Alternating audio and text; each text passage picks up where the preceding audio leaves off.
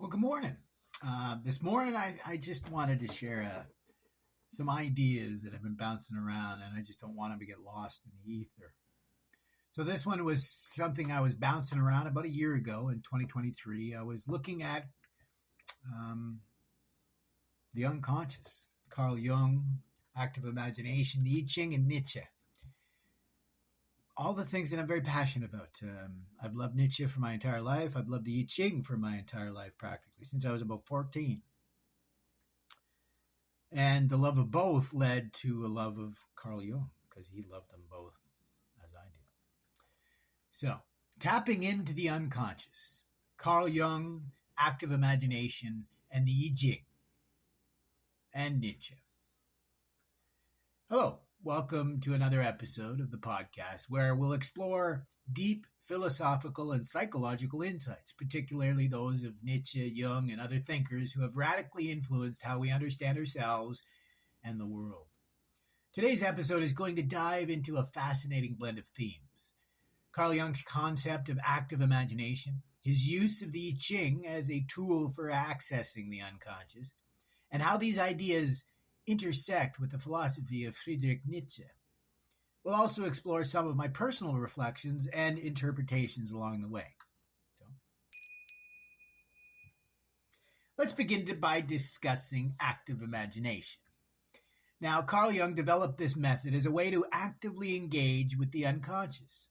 It's almost like having a dialogue with the images, symbols, or scenarios that come to mind when we let go of our rational thinking. Unlike regular daydreaming or random thoughts, active imagination asks us to consciously observe and participate in these mental images. It's a bit like meditation or contemplation, but instead of quieting the mind, you let it speak and you listen deeply. Jung believed that the unconscious communicates in symbols, archetypes, images, and by interacting with these symbols, we could gain profound insight into our psyche. I kind of wrote that awkwardly, so I apologize. So Jung believed that the unconscious communicates in symbols, archetypes, and imagery. And as a separate sentence, I would say, by interacting with these symbols, we could gain profound insight into our own psyche. This could lead to healing, personal growth, or even creative breakthroughs. Think of it as a bridge between our conscious and unconscious selves.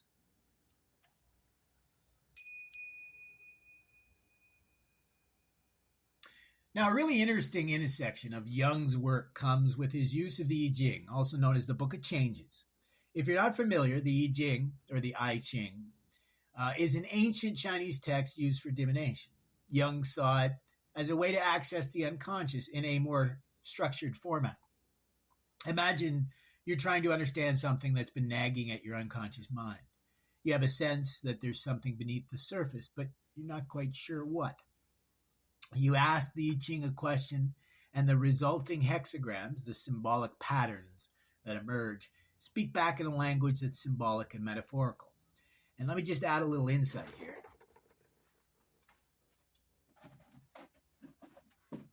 So this is the book, the I Ching. This is the one I use. It's called The Complete I Ching by Master Huang, Alfred Huang. I love it because, unlike most other books, he will tell you what other translations are.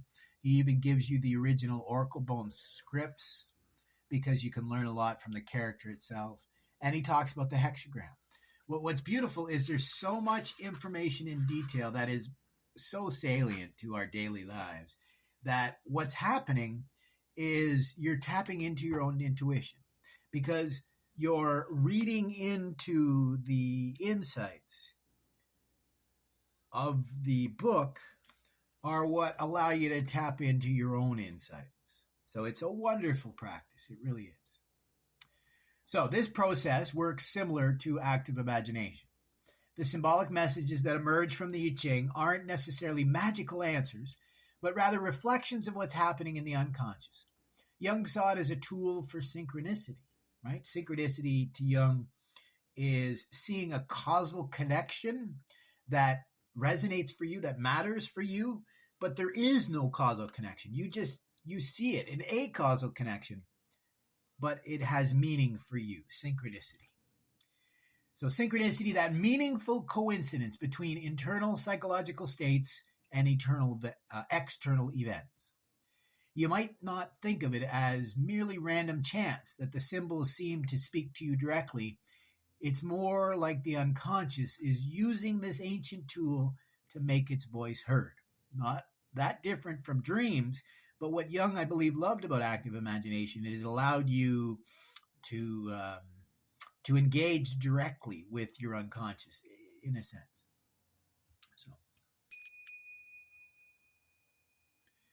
So why is this relevant to Friedrich Nietzsche? Nietzsche, particularly in his Thus Spoke Zarathustra, often wrote about the complexities of the self, the conflicts between different aspects of the human soul, and the struggle for meaning. In many ways, Nietzsche prefigures Jung's explorations of the unconscious, though he never explicitly used Jungian language. Jung himself recognized this. He was deeply influenced by Nietzsche's work, especially the concept of the will to power and the eternal return, the shadow, Gestalt, right, the complex of identity, meaning, Schätzen. In Jung's Red Book, he is very clear about the profound influence that Nietzsche's work had on him. So one of the ways Jung diverged from Nietzsche, though, is in his view of healing.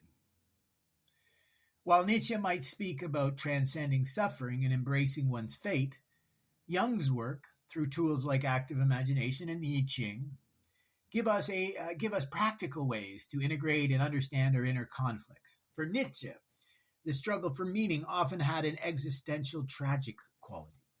For Jung, there's a path forward, a path that involves engaging directly with the unconscious and reconciling those inner tensions. As Virgil said to Dante in the Inferno, when Dante asked, how do we get out of this place we're trapped in? H-E double hockey sticks. Virgil said, the way out is through. And that's exactly what Jung was trying to teach us. And so was Nietzsche, but we'll continue.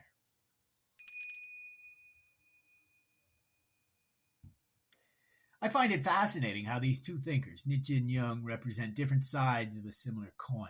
Nietzsche invites us to confront the raw realities of existence, to embrace the chaos, and to make meaning despite or because of it.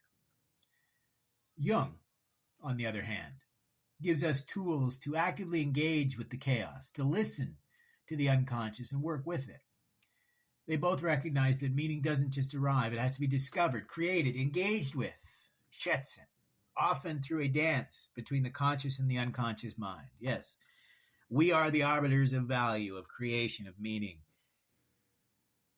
We are the ones that decide what matters.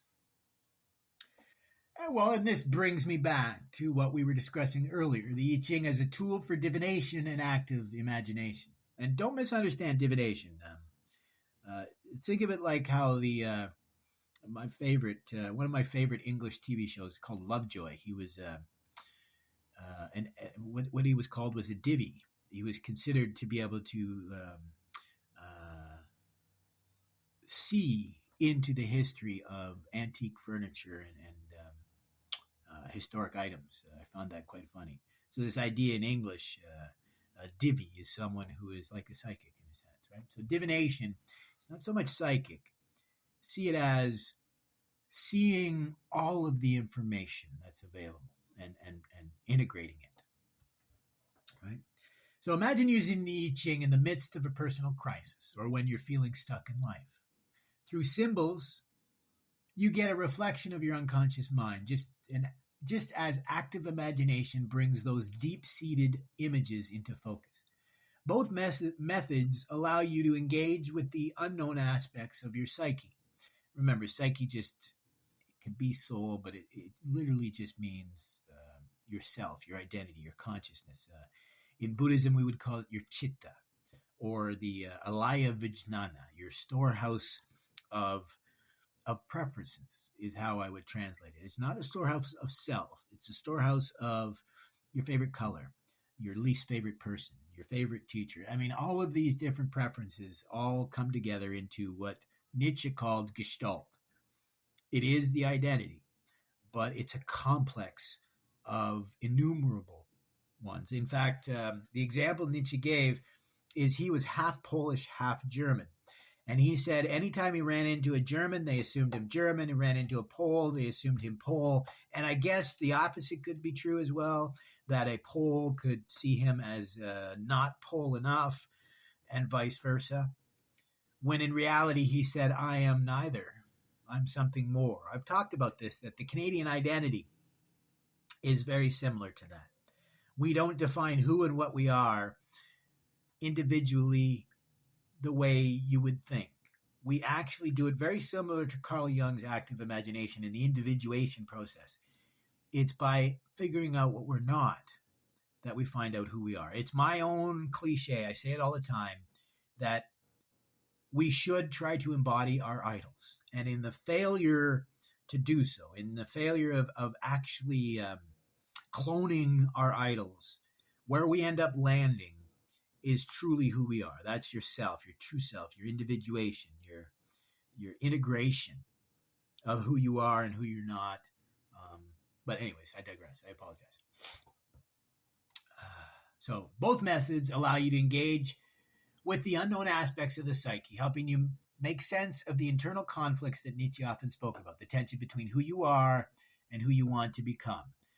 And as I said, it can even go to W.E.B. Du Bois, where he said, when people treat you as something other than what you are, it can cause what he called a double consciousness, right? You look in the mirror, you see one person, one identity.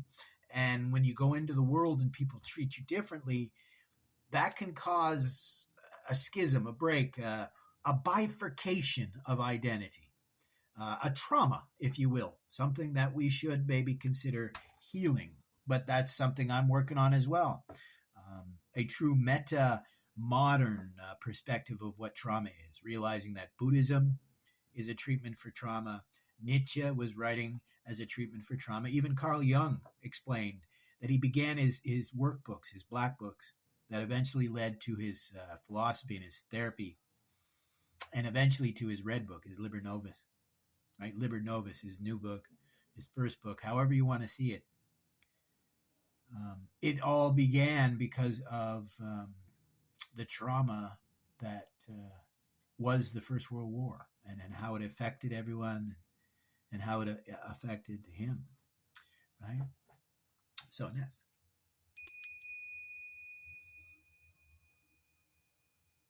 As we close today's episode, I encourage you to reflect on these intersections, Jung's active imagination, the symbolism of the I Ching, and Nietzsche's philosophy. And I'll go one step further. And like I was talking to a neighbor there this morning, as Max Mueller said, if you only know of one religion, you have none at all. And I go one step further. If you only know of one philosophy, you have none at all. In fact, he was talking about he was going to a place local here called the School of Philosophy. I think it was just a bunch of edgelords getting together, wanting to be teachers of philosophy and discuss it. But he said they had a lot of know-it-alls that made it really kind of annoying. And I pointed out that it's not uncommon in philosophy that you'll find people that only know one specific area, right? A lot of people would think because I love Nietzsche and Zen Buddhism, say that I would be drawn to existentialism. But I think I've said this before, that I think it's a misunderstanding of Nietzsche's philosophy. Same as when I used to give tours in a Buddhist museum. I used to explain how there's important aspects of Buddhism that you need to understand, but it's often not well taught. The example would be impermanence of all things. And everyone sees impermanence as a negative. It's like, oh, I'm not going to live forever and happiness doesn't last. But it always shocked me because when I initially read Nietzsche, as with Buddhism, impermanence, especially for somebody who had a traumatic upbringing or what have you, impermanence was a wonderful thing to think about, a wonderful gift. Because, sure, a lot of people will complain about how, the good won't last. But shouldn't that teach you to appreciate it while it's here? And the same can be said about the bad. For me, impermanence resonated because it meant that the suffering or the trauma that someone might go through will not last. Right? just like the Chinese book of Ching. Here's a philosophy that you can actually take away from the book, not from your intuition. It's this idea that we're all trying to move towards fullness, as the I Ching would say. In the Bible, they would call that wholeness, right? Individuation, completeness. In the process of trying to get to that, think of it as more of a blossoming, a shedding, and an addition, all at the same time. But the I Ching speaks to you never want to reach fullness, complete fullness, because that means it's going to reverse the cycle. The cycle is going to start over. So if you reach absolute fullness, then it's going to go back to the start. And so the same lesson goes a little bit deeper in the I Ching, and this idea that you do want to strive towards fullness, but only to a certain degree. And I think it's teaching the hubris that so many people suffer from, that you may achieve a certain level of expertise, but if you think yourself the greatest, well, then you're going to miss lessons along the way. And as I said, the positive aspect of impermanence is the same with the Chinese book of Change. If you're stuck in a dark place, then this reversal, this vacillation between states means that you're only temporarily stuck in this negative position.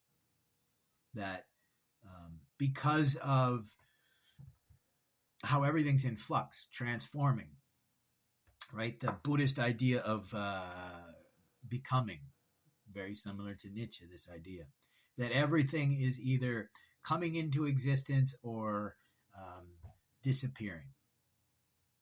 And for me, that was always a very positive lesson. And what I found surprising is the hardest people, or the people that had the hardest time understanding this message, were the people that had the most, right?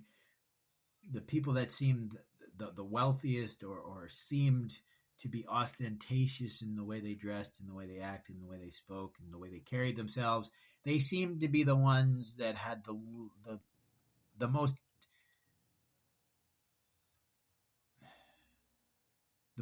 difficult of times to understand this idea.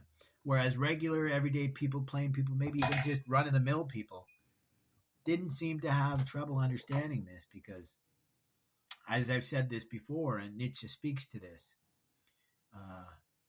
whatever doesn't kill you serves to make you stronger. And this is, when I talk about David Goggins, I think his idea of we're either growing or we're atrophying is the same idea. It's the same lesson. Nothing lost in the 150 years, right? But as I said, as we close today's episode, I encourage you to reflect on these intersections. And I'd even encourage you to read some Jung, some Nietzsche, and even get yourself a copy of the I Ching, or even engage with it online. Right? And you can try Jung's active imagination. You can look into the symbolism of the I Ching, and you can experience Nietzsche's philosophy. What do they reveal about the human condition? More so, what does it reveal to you about you? And about our struggles for meaning. Can it reveal to you, is your struggle for meaning, and what is meaning for you? And maybe it can teach you the lesson that you are the arbiter of meaning, right? And about how we confront and integrate the unconscious. I believe there's a rich conversation to be had here, and I hope this episode sparks some of that curiosity in you. But yeah, so on that note, thank you for listening. Be sure to tune in next time. Give me a subscribe. Usually I say leave a review, but I don't think you do reviews. So leave a comment here on the YouTubes. So any questions or anything we'd like to dive into? Otherwise, join us next time as we dive deeper into these complex but rewarding explorations of the psyche, philosophy, and the search for meaning. And I posit maybe a cure for the modern malaise, the meaning crisis, this ennui we all seem to suffer. Thank you. I'm out.